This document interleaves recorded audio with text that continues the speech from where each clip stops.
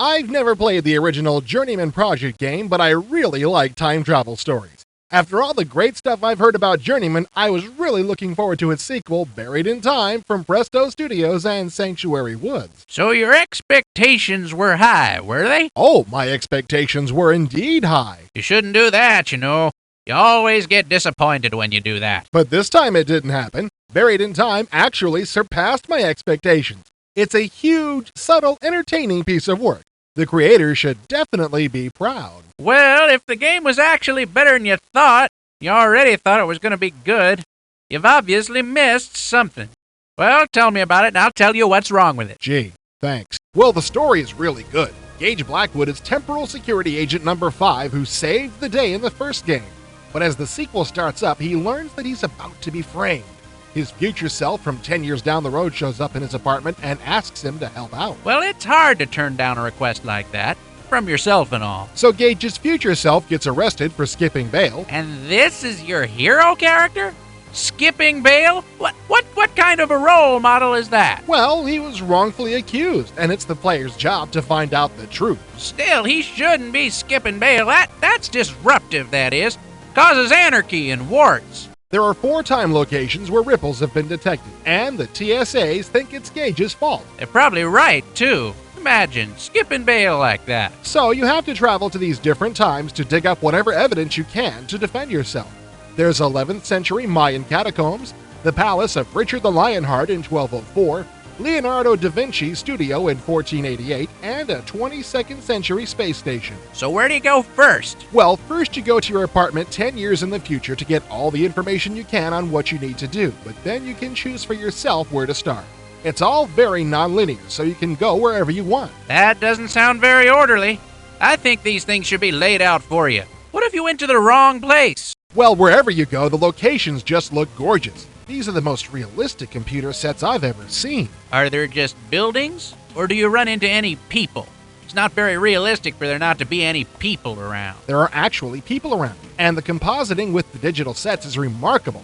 There's sometimes a small halo effect, but the sharpness of the image more than makes up for it.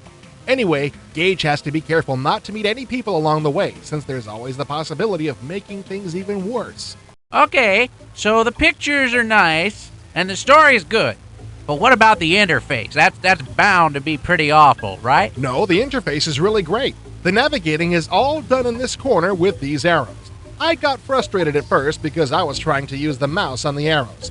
That worked, but it wasn't very responsive. Aha! So the interface is lousy. No, it's not. I just didn't realize that I could do all my movement with the keyboard number pad. It works quite well. You have to look up and down a lot in order to get all the items you need. Sometimes they're on the floor or ceiling. So you like everything about the interface? Pretty much, but sometimes the only way to get where I wanted to go was through a very specific set of directions that I had to fake as I went along, and that got kind of frustrating sometimes. Aha! I was completely surprised to find that there's a lot of humor in this game.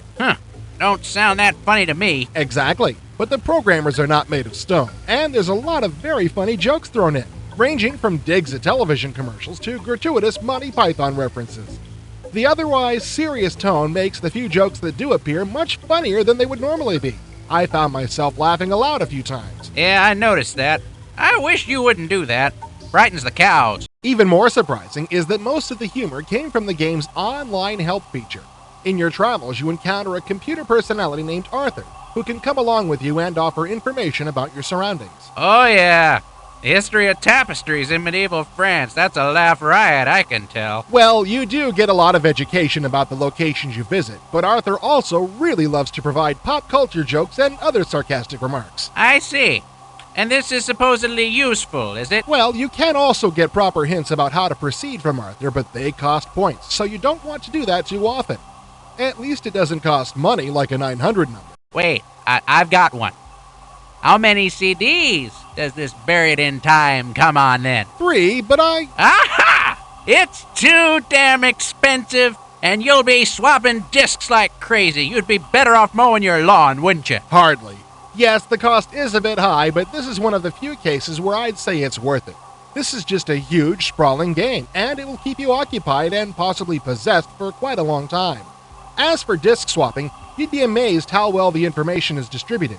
You only make a trade when you change time zones. It makes a lot of sense, really.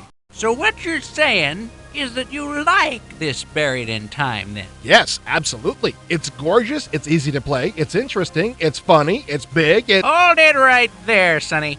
So you're saying that there's nothing bad I can say about this game, then? Well, in a way, yes, I guess I am. What if I told you that you shouldn't be wasting your time playing a stupid computer game in the first place? Aha!